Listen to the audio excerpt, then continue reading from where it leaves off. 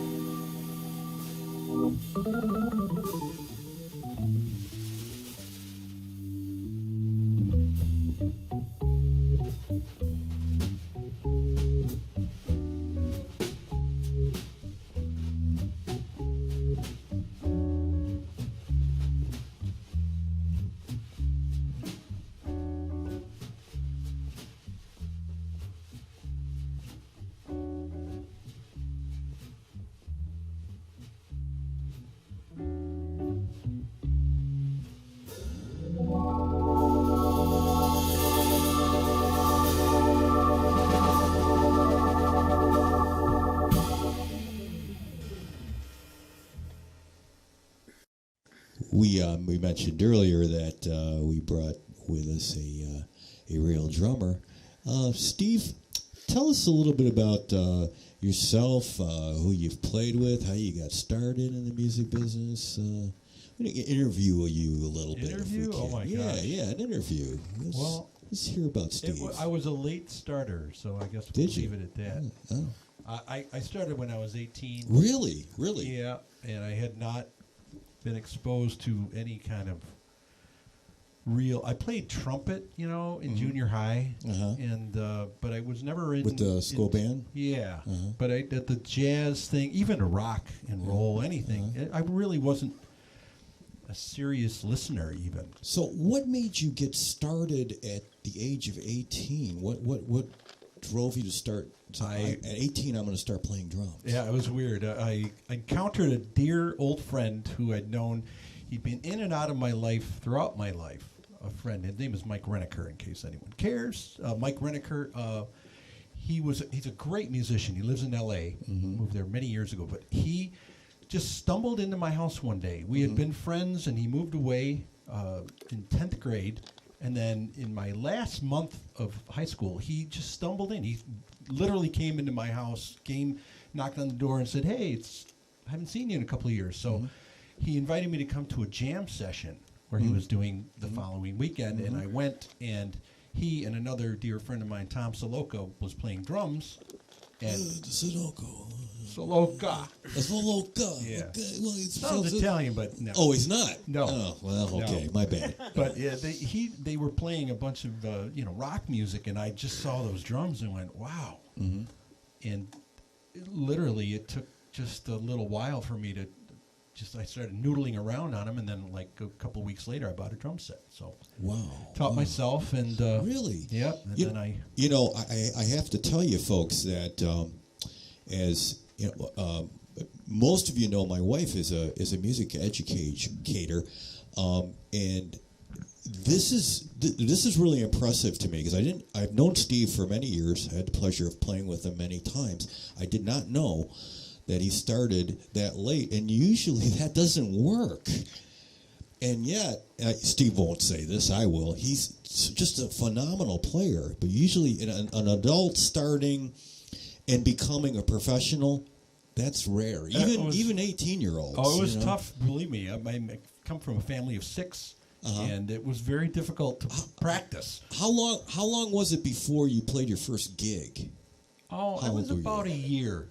Really? Okay. About a year later, in a really bad wedding band. And, we all ought to do that. yeah. That's, the thing you have to do. It's I have stories that can go on and on for hours about dues pinging and really bad bands. But I kept we've at all it, done that. I just loved to play, and I just ended up just somehow absorbing all this, and I started really listening to every kind of music. Latin and jazz and rock and fusion. And, that's sort of how it all got going. And now, 40 years later, of course, it's just been a great ride, and I've met phenomenal people, which the two of you are. Thank you. It's just a great way to make friends, isn't it? Oh. I've talked even doing these Facebook streams or just talking with other people and trying to explain the dynamics of being a musician, and many of my colleagues rely on this as their living, and this is such a struggle right now for them, and my heart just goes out to all of you that are dealing with that. I don't have to play financially, but I have to do it out of the love for the music, and it isn't just the music, it's hanging out with the guys, I explain it this way to non-musicians. A lot of guys like to go play golf, and that's what they do. They hang out, they hang out with their buddies, and this is what I do. I don't golf. It's way more than a hobby, believe me. It's a profession for me, but it's the dynamic of hanging out with my friends and making art. And then instead of paying money to the golf course, I get to take money with me. Exactly. That's so true, It's a Mark. beautiful thing, That is so true. I think that's probably everyone's story in terms of non-full-time musicians. It's a spiritual thing to play music and to be a creative in the process, but it's also a life sort of... it's a life pursuit. Life pursuit, right. Yeah. And for me, speaking for me strictly, the fact that I picked up the drums altered the entire course of my life. Through the drums, I met currently all of my friends, my closest, dearest friends. I met my wife. I got my career through a connection in the music business, and that leads to my wife, my kids, my children. My entire life changed the minute I walked into that house to see that jam session, and I started showing interest in the drums. Right. God knows where I'd be right now without it. Yeah. My entire life came from these drums. And again, I keep going back to how impressed I am that you started late. Wow. It happens, and Steve is not the first person that I've talked to that started later in life that became a professional, but I have to say it's rare. Most of us started as kids, and we have the time to invest in learning and that kind of thing. So, I wished I would have been great to have started when I was. Well, it all worked out. 10 It all or worked 12, out. It all worked out. So it doesn't matter, But that is unique. Yeah. Well, if not unique, at least rare. Joe and I both started playing as kids, but.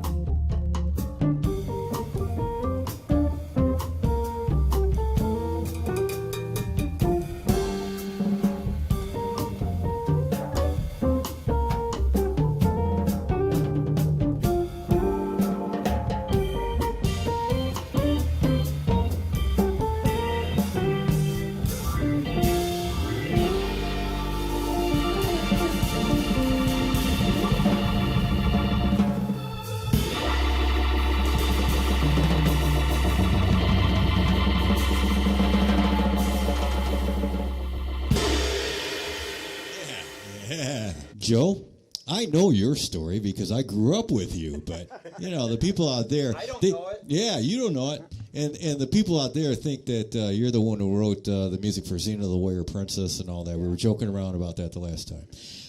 Joe, tell us how you got started in music. Well, through you, largely. I'm not sure at a young age. I don't know if I would have even thought about music as an option. Mm-hmm. From time to time I think about that. If you hadn't have got into keyboards, would I have picked up guitar? But you actually started on guitar and failed miserably. Yeah. Really? Yes, that's. I'll get into that story. And but, I don't know what age you were, but 8. But 8. Okay. Well, I wanted to start when I was 6, and you're about 2 years older than me, so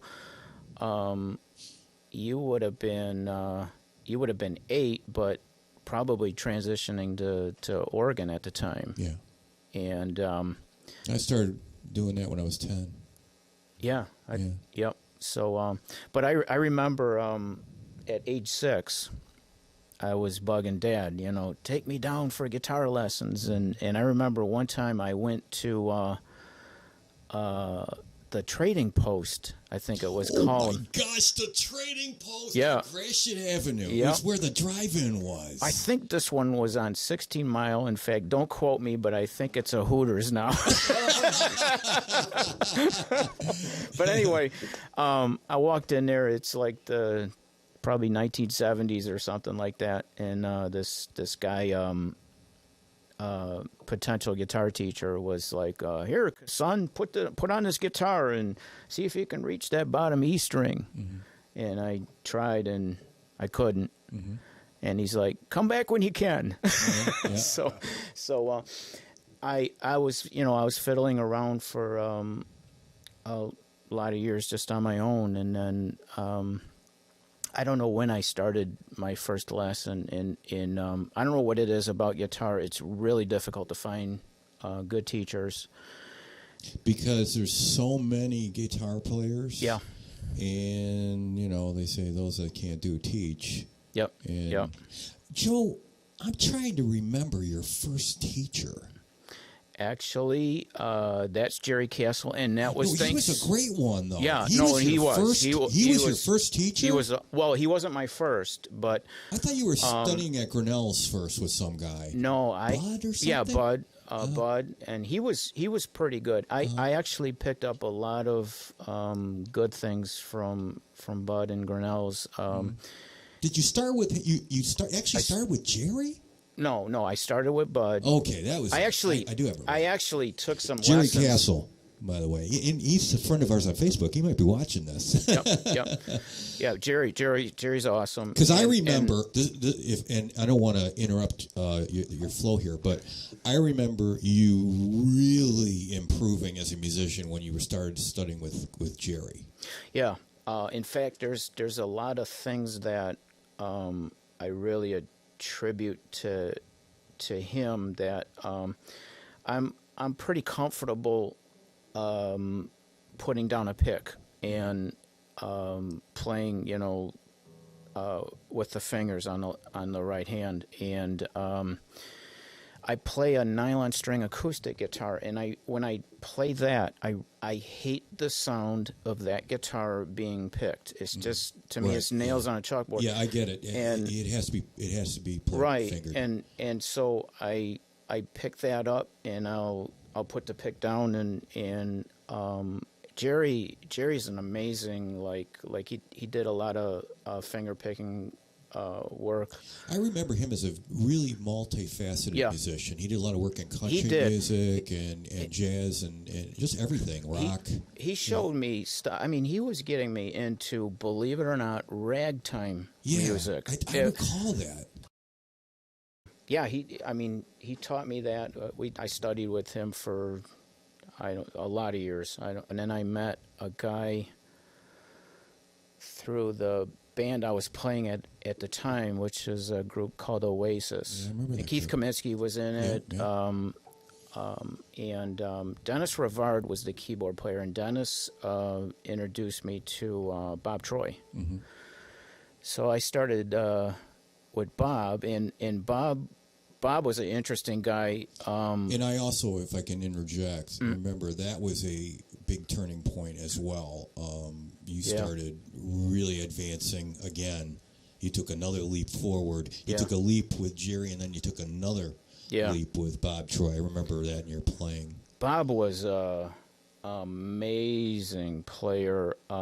This guy was like the go-to guitarist for all the local plays that were going on. Like one time, I went to a lesson, and he says, "You doing anything later today?" And I go, "No. What's up?" He says, "I got a call earlier today, and I want to use this as like a lesson to you." He was trying to really get me to become a better sight reader. Mm-hmm. And he says, "I'm doing this musical Cats at the Fisher." And if you watch Andrew it, Lloyd Webber, one of my favorite composers. So, I mean, musicals don't do a thing for me, but this was really interesting. So I'm sitting in the orchestra pit with this guy, and he's telling me the story. He says, "You don't rehearse. They hand you a folder at the door. You walk in, you open it up, and you play it like you've known it for 30,000 years." Yeah. And that's what this guy did. And one of the other things that he did, and the thing is, I'm making fun of Andrew Lloyd Webber and Cats the musical, but the music is ridiculous to play. It's really difficult. There's like odd time signatures in there, and one of the things that I also picked up out of this was I'm watching Bob, and he would go from essentially kind of the sound that I have today, and then the next tune might be some head-banging, what you might think of rock and roll, or like a really, I mean, distortion pedals and sustain, and all that stuff. And I was watching that, and I'm at a point now where I, as a guitar player, I crave versatility. I want to be able to do this, but I want to be able to hit a switch and be Chick Corea Fusion, Frank Mbali, Eddie Van Halen, all those guys, and anywhere in between. So it's a tough. And I want to tell a story about that, but before I do, Joe, tell us how you got started playing professionally. Well, I know the answer to that, but through you. Thank you. Yes, it's all about Big Brother's influence. I every once in a while I think the year was probably 1976. I did my first gig on the planet Earth, and it was at the Italian festival, what is now Freedom Hill. Yeah, that's right. Yeah, and was Steve Simonson on that? Yes. Drums? Yeah. Yep. Oh my gosh. And I know he's out there on Kid Facebook. Band. Yeah. And I was like, this band. How is this band gonna go over at Italian festival? I mean, everybody's doing the Lots of accordions. Who's the guy? Oh man, I'll think of it in a minute. Keep going. I'm gonna tell you, you're gonna die laughing. But Elio Benvenuti. Yeah, that's the one. Yep. But I think I was maybe 14, 15 years old or something like that, and I look back now. And I was like, at my playing ability then, I had no business being up on that stage. And I really have you I never saw it that way. I have you to thank for so much musically because, through you, I think I've played in bands that I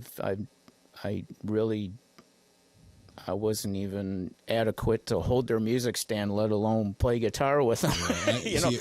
You underestimate yourself as always, and the thing is, I never saw it that way. But I also get because I too had to be challenged because I played my first gig when I was 13. Yeah. And then started playing with other guys, but I'll get into that later. So yeah. But man, I was up there, and I don't know. Like I say, I was probably 14 years old, and my knees are knocking. Yeah, and yeah. I mean, there's probably 2,000 people out Yeah, there. yeah, Nobody does that at that age. Yeah, right. I'm this shy kid with guitar in my hand, and I can barely squeak out 3 chords, and can't solo. And it's like, but I survived it. Yeah. Trial by fire. Yeah. You know. Yeah. And it's necessary. That's part of our growing process as musicians. We got to go through that. You know. I hang around some really good people, like in the early '80s. Like I think things really changed for me in high school. I met Keith Kaminsky, and we were good friends, and we put a group together called Oasis, and didn't do a ton of jobs, but it was. I remember that being a very good group. Yeah, it was. It was a lot of fun. And you started even writing some music for them too. I remember. A little bit. I really should push that now, because I would just like to see where I'm at. Mm-hmm. I don't think I've written anything in maybe even a couple decades. Mm-hmm. I mean, I've done a few things. I kind of hang around singers and whatnot at the studio thing. I might write a background piece of music or something like that, but nothing for me for a group like this or anything like that. In probably since the 80s. I'm almost embarrassed to say, but well, it takes a lot of time and effort. Yeah, it does. It does. Writing and composing. Yeah. The thing is, too, I go in spurts. I go through. I haven't written anything in over a year, and you'd think with COVID I'd be doing that, but what's sad is I have all the resources to do it and do it well, to the point where, hey guys, this is what I wrote, and hit the play button, and this is what everything. What he's talking about, folks, is Joe's got a really. We're in it right now, a first-rate recording studio, and we've done a lot of work down here, recorded a lot of music, and he's recorded a lot of artists. I'm going to just add one dimension to my little interview with Joe here, and then we'll play some more music for you. He was talking about, you were saying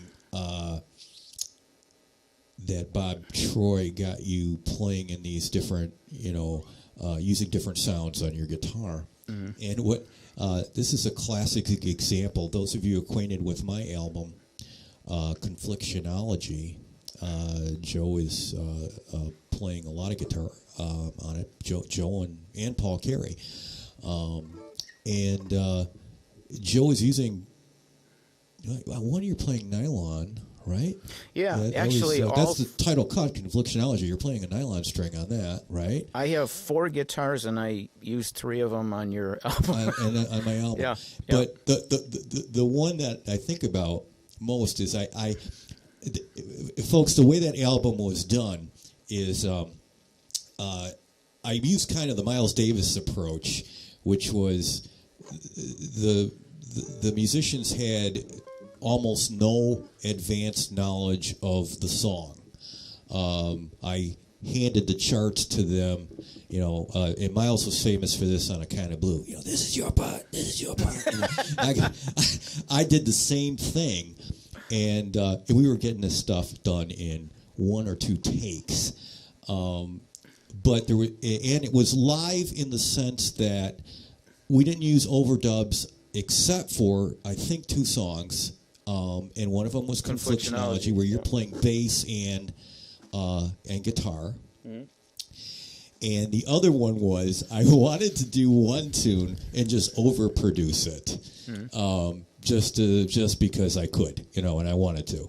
And that is, I took a public domain tune, "Oh Susanna," and in this song though, the banjo became a funky bass, and anyway, so Joe is playing this wicked funky bass part, and then I told him, I said, okay, Joe, the way this tune is going to work, we started arranging it.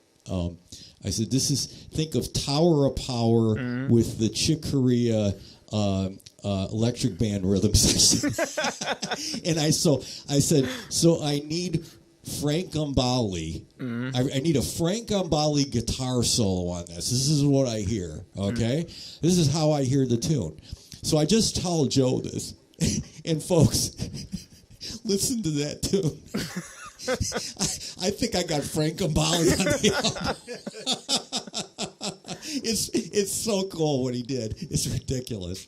Oh man!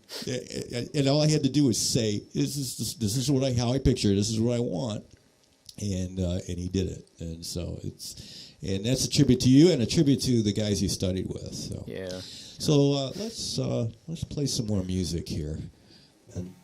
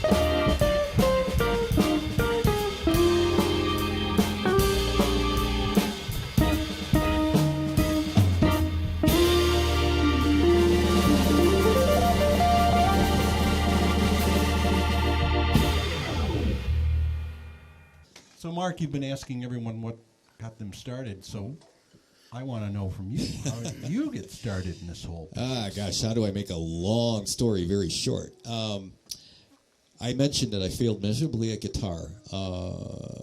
Remember Uncle Walt had a guitar, and you ended up with it. Yeah. Okay. And,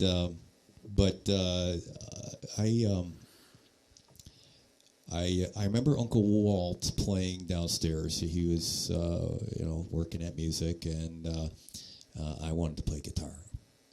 And I idolized Uncle Walt, so, I want to do what Uncle Walt does. So, and I was 8 years old, and Mr. Courtney was my teacher. I think it was the East Side Music or something I went to. So we're talking a million years ago, you know what I'm saying? Anyway, failed miserably to the point where Mr. Courtney had a talk with Mom. Said, you're fired. You're fired. Yeah, yeah. It just ain't happening. It ain't gonna happen. You know what I'm saying? Maybe it's Mr. Courtney with an I. Yeah, this is Mr. Courtney here. I'm just telling you. Your son just ain't got it. You ain't got what it takes. Mr. Courtney must be from New York. Yeah. Yeah, he's By way of Palermo. From the Bronx. Yeah. So. The problem was, guys, is I took that to mean I have no talent for music. Wow. And that was devastating. I wanted to be good at something. I was not good at sports. In fact, Italians been known to play some sports, but, you generally don't see Italians playing basketball. What is it? Sebastian Maniscalco does the thing, yeah, take the shot, Nunzio. It doesn't happen, Yeah, put in Carmine for the three. No. Pay for driveway, make you a meatball sandwich. Give us a church, you'll paint the whole ceiling, but, basketball not going to happen. Anyway, so I was not good at basketball. I was a small kid, not good at football. I could sort of play baseball, but just wasn't good at any of it. And I wanted to be good at something, and I was extremely shy.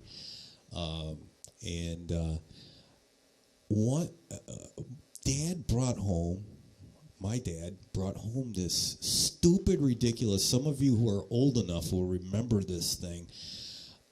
They were air-powered. It was a single keyboard. It had buttons on it, kind of like an accordion.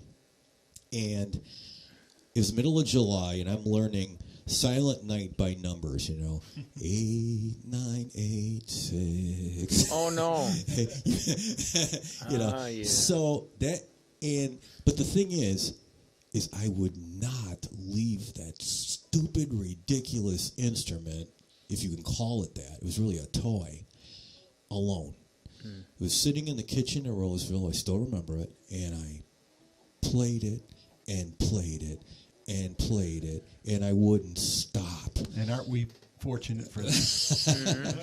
Well, the other weird thing is, Joe, I'm not even sure you remember this, but I had such little confidence in myself. Dad is like, okay, we got to buy a real organ and get the kid lessons. He won't stop. We got to see if he's got something.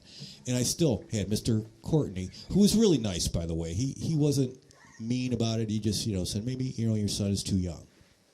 But again, I thought this meant I have no talent for music. It took a long time to get over that. So I'm about 10 years old now, and the way this worked, and it was magical that Mom did this. Mom took lessons. Yep. And she would, you remember this? Yep. And you know what? Mom was pretty darn good. Yeah. I can't believe she just gave it up, and what she would do is she would come home, teach me her lesson. And I felt comfortable being with Mom. And finally, Mom and Dad said, all right, kid, all right, Mark, it's time for you to start doing this. Clearly, Mom is showing you, clearly you can do this.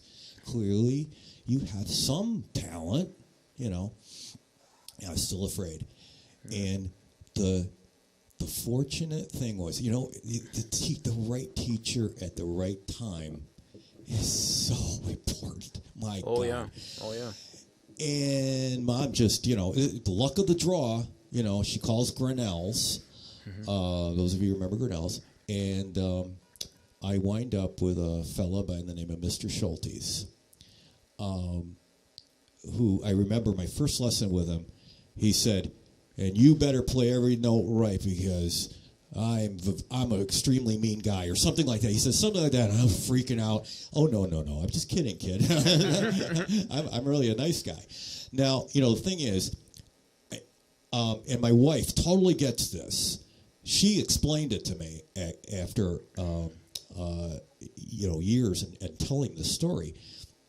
But these teachers, especially at a place like Grinnell's, they're turning out, first of all, they have adults that are coming in that just bought an instrument and, they're like my mom, I'm just going to try to learn this, and some of them can, and most of them can't. Or the kid who's, my mommy is making me do this, and after about 3 or 4 lessons, Mr. Schultes is like, what is going on here? This kid comes in all the time. He knows his lesson. In fact, I used to get furious at myself if I didn't know the lesson that day. I'd come home from Mr. Schultes' lesson, and by that night, if I didn't know it, I was mad at myself. And I wanted to know it and memorize it. And so every time I'm coming in, and Mr. Schultes is thinking, what the heck is going on here? There's actually a kid who's interested in this, And so he takes Mom and Dad aside after, a few months, and he says, look, this is what I want to do with your son. There's going to be no extra charge for this, but I got to put him as my last student of the day. And the reason why I want to do this is because your son has something. And I see it, and I want to make sure that he's got my full attention. I don't want some other kid or somebody coming in, butting up against his lesson, and I got to cut his time short. So no extra charge here, but I want him as my last student of the day. And he would spend, we'd pay for a half an hour lesson. He'd spend an hour and a half with me. I remember leaving Grinnell's and the lights would be shut out, and we're leaving in the dark. And they gave him the keys to lock up. Yeah. But he give me the keys, He's an Italian. He's he'll take care of business, and he knows Shoot, I had a job when I was 11. Didn't we all? Yeah, didn't we all? That's the thing, right? Well, he saw the talent and he wanted to nurture it. Yeah. And then a few years later, he's like, I can do no more for you. You have to go and study with a pro. Wow. And so it was Mr. Schultes, and my wife explained it to me. She said, you have this factory of, this assembly line of kids and adults coming in, one after the other. My wife has done this, and, 9 out of 10 of them, usually 10 out of 10 of them have no talent and never going to be able to do it, So here I come, and it's like, all right, this kid actually is working at this. I want to help him. So Mr. Schultes was the magic formula, and I played my first gig when I was 13.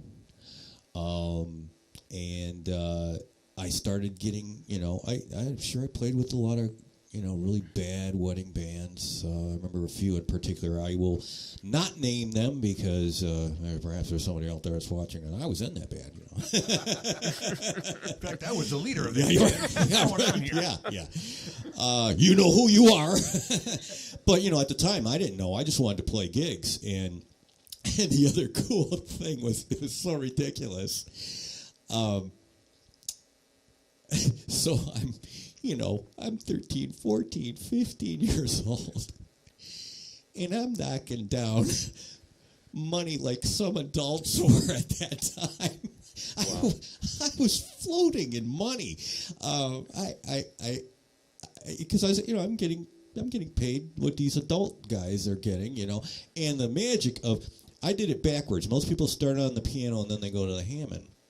But because of that peculiar way I, started with that goofy instrument, Dad just figured, well, okay, the next step is a real organ, because he thought that's what I was playing, And so I did it backwards. I started with the Hammond and then went to piano in my teens.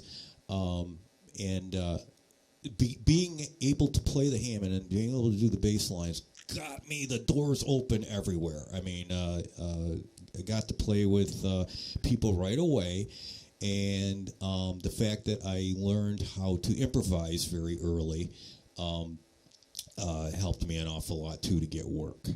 So. I never realized this, but did you, like your teachers that I know were, Hammond organ teachers. Mm-hmm. Did you study with anybody on piano? I studied with, I'm sure you don't remember this, and it was for a short time. I actually studied with Matt Michaels.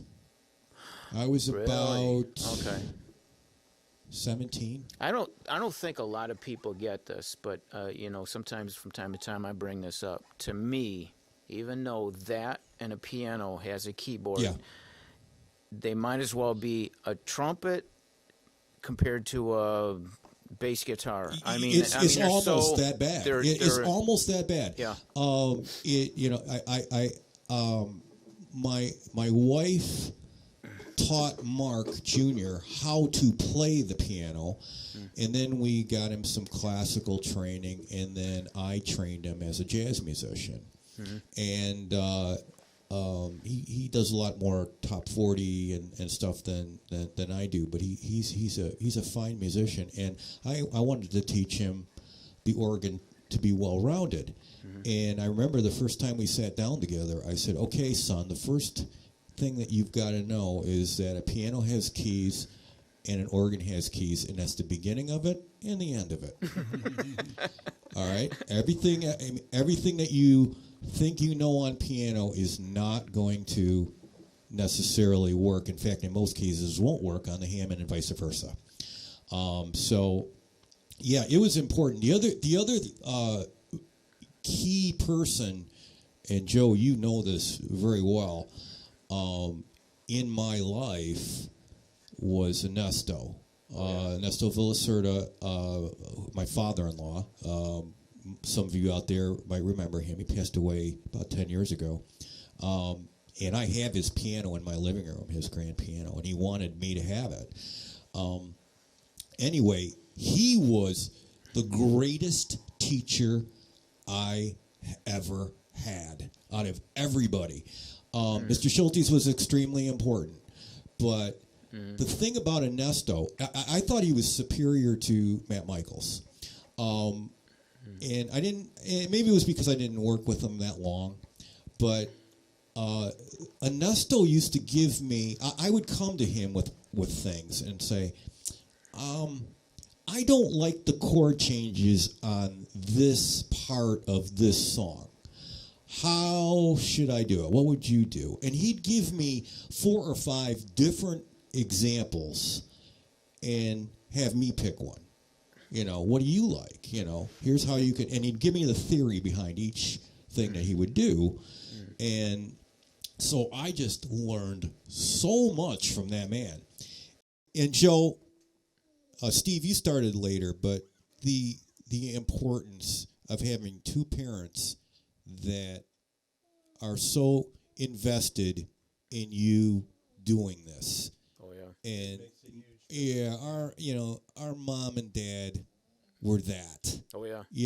Oh yeah. And Joe, you remember the B3? Okay, a Hammond B3, folks. This is the like a refrigerator. It's huge and heavy. Well, it's huge and heavy and extremely costly. Okay, this is the 1970s now, folks. My dad had to put out $4,000. Okay, this is what a Cadillac cost. And I remember when he got it, he said, "You better do something with this or you're going to be driving it." Wow. Yeah, we used to haul that thing around too, 350 pounds. Yeah. All right, this is a great tune by Dr. Lonnie Smith, great jazz Hammond organist, and this is a tune entitled Backtrack.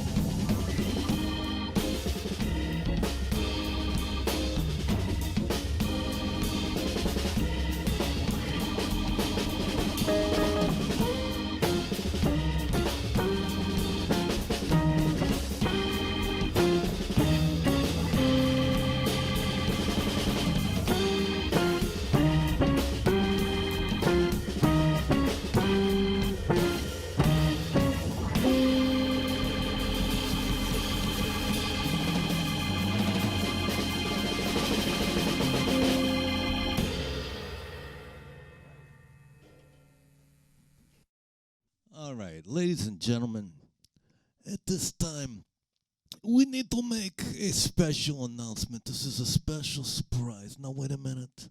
I gotta make this very official because we are about to do some.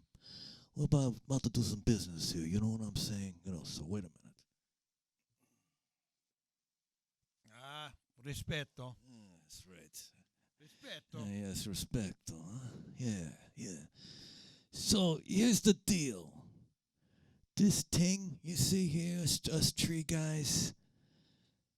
This is gonna be a ching now. We're gonna be working together on a ching. It's an association. It's an association, and we're gonna be working together on a regular basis. You know what I'm saying? I know. Yeah. Okay,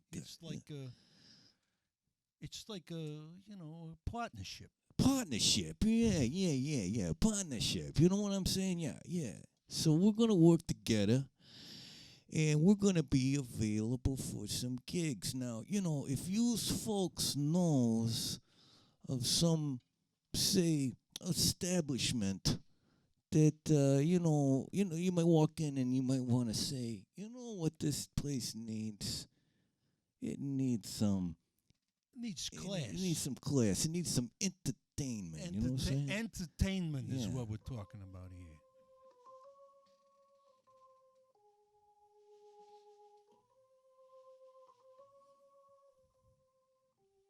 You know what I'm saying? That's class. Capiche? So, here's the thing. We're looking for a name for this group. Now, we so far we've come up with maybe, something like the Extortionists. But actually, I'm going to go out of the accent here thing, and I'm going to actually extend to you folks a little contest that we want to have. If you can help us name this trio, I want you to message me on Messenger on Facebook. Give us your suggestions. It needs to have some kind of something to do with being Italian or mobsters or whacking or whatever. You know what I'm saying? Yeah. You can only. And by the way, you can't use organized crime. That would be obvious, but Gerard Gibbs has that already. So what about and he's disorganized? not even Italian. Disorganized crime. Yeah. That we got. Disorganized crime. Anyway, what we'd like to do is have you send in your ideas, and the three of us will have a consultation, and we'll vote. And you'll get $50 in like a Visa, Visa card. It's totally untraceable. Yeah, totally untraceable. And you don't have to worry about it. Don't worry about it. Go totally untraceable. Go out and buy yourself something nice.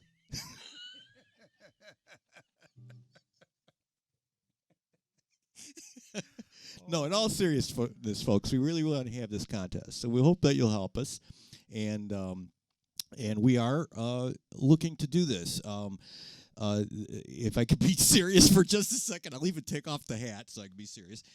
Joe and I haven't played together in years, except for here and there. And Steve and I have been, working here and there together, and we decided that, it's time to put something together. I've mentioned throughout this program the loss of Paul Carey, and Paul used to get arranged for a lot. He used to arrange for a lot of organ gigs, and I do an extensive amount of piano work. I have a working trio called the C Notes, which many of you guys are aware of. Steve has played with us. And, I just miss doing also just a straight-up Hammond organ gig. So we decided we're going to take matters into our own hands and put this together and make this a thing. And so we're looking for, as COVID finally goes away. And you know what? Maybe we need to talk to some people about that. Maybe we can just make COVID go away. Just make it go away, boss? Just make it go away. All right. Bada boom, bada bing. What happened to COVID? I'll push a button. I'll push a button. Don't worry about it. Don't worry about it. Make it go away. Anyway, so hopefully when life gets back to normal and gigs come back, this will be a thing that you'll be able to come and see, and we hope that you'll do that. And we've had a great time putting this show together. Special thanks to my brother Joe for us being able to use the studio, and we're talking about an album together, and doing some cool things. So this is something that we're really excited about, and we wanted to impart that information to you. So join us, and we'll probably, before long, we'll have a Facebook page and business cards, the whole legitimate thing, we'll have it all Going set up. completely legitimate. Well, completely legitimate business, yes. It's time to go completely legitimate. Yes. I've promised my wife for years, All right, so anyway, we're going to end on a tune that is not an Italian song. This is a Sonny Rollins composition entitled St. Thomas.